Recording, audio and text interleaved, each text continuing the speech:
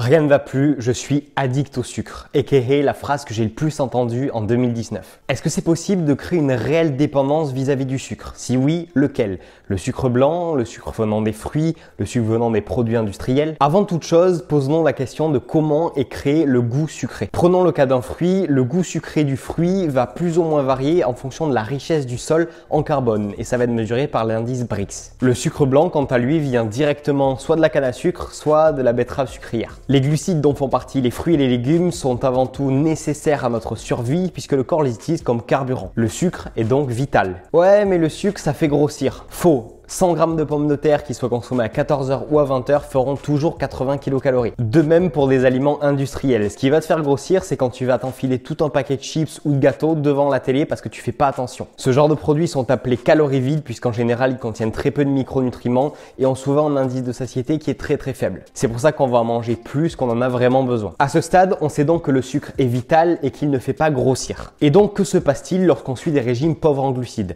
À ma connaissance, personne n'en est jamais mort. Si vous tentez l'expérience, vous allez très vite vous retrouver dans un stade de neuroglycopénie. Vous ressentez alors un manque de glucides. Oh mon Dieu, vous êtes accro. Votre corps va donc passer au plan B et ce sont des hormones comme l'insuline ou le cortisol qui vont prendre la relève. Imaginez que vous tournez alors sur un tout petit moteur électrique au lieu d'utiliser le moteur principal. C'est assez idiot. Mais saviez-vous que le sucre est tellement important pour le corps qu'il est capable de le synthétiser à partir d'autres substrats énergétiques? C'est un processus qui s'appelle la néoglucogénèse et qui va permettre au corps de transformer des acides gras ou des acides aminés directement en glucose. C'est quand même plus simple d'en fournir directement via l'alimentation. Évidemment, quand je parle de sucre de qualité, pas des merdes industrielles qu'on peut trouver. Je vous donne un exemple. Est-ce que d'après vous, les industriels gagnent plus d'argent à faire en sorte que vous soyez en bonne santé ou plutôt à ce que vous finissiez le plus vite possible votre paquet et que vous alliez en racheter d'autres?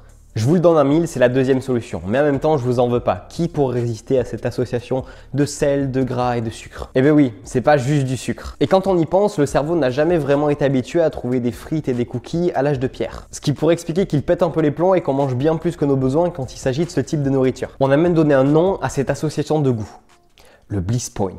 Le sucre ne serait donc pas le seul responsable, bien au contraire. Ouais, mais le diabète c'est bien lié au sucre, donc c'est mauvais. Là encore t'as tout faux. Je vais pas m'étaler sur le sujet parce que je t'ai écrit un article qui est beaucoup plus complet que cette vidéo en première ligne dans la description, je t'invite à aller voir. Mais si je dois te résumer ça en quelques mots, le diabète de type 1 est une maladie auto-immune, donc ça n'a absolument rien à voir avec le sucre.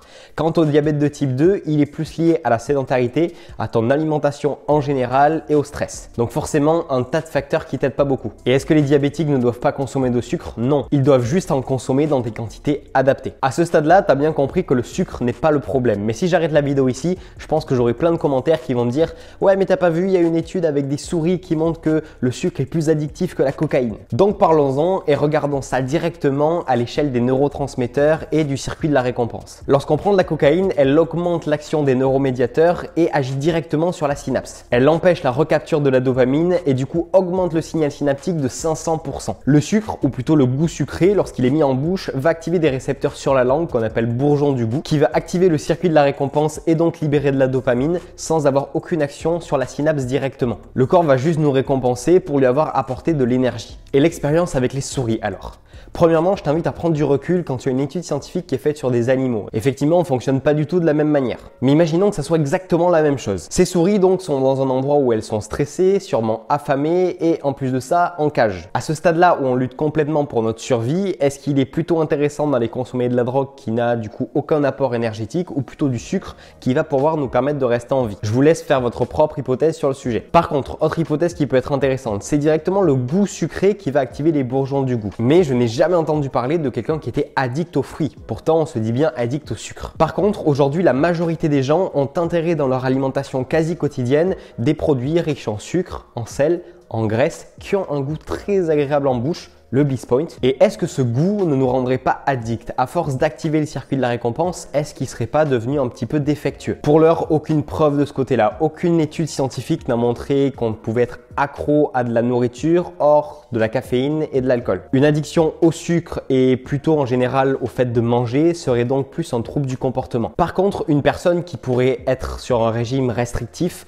pourrait mimer l'addiction. On se sent dépendant car on se l'interdit. Ça s'appelle la restriction cognitive. Si vous vous sentez dans ce cas, il suffit de réintégrer des bonnes sources de glucides et tout rentrera normalement dans l'ordre. Pour conclure, le sucre ne nous rend pas accro comme de la cocaïne. Il ne nous fait pas grossir non plus. En réalité, c'est quelque chose qui est essentiel pour notre corps. Ce qui l'est moins, ce sont tous ces aliments contenant ce mélange appelé Bliss Point. Pourquoi pas les supprimer de votre alimentation et les garder uniquement en aliment plaisir de temps en temps. Je pense que votre corps vous en remerciera. J'espère en tout cas vous avoir éclairé sur le sujet. Peut-être que maintenant vous y voyez plus clair. Si vous voulez aller un petit peu plus loin en ayant plus de détails sur tout ce que j'ai exprimé pendant cette vidéo, vous avez mon article en première ligne dans la description. Quant à moi, je vous dis à la prochaine dans une future vidéo.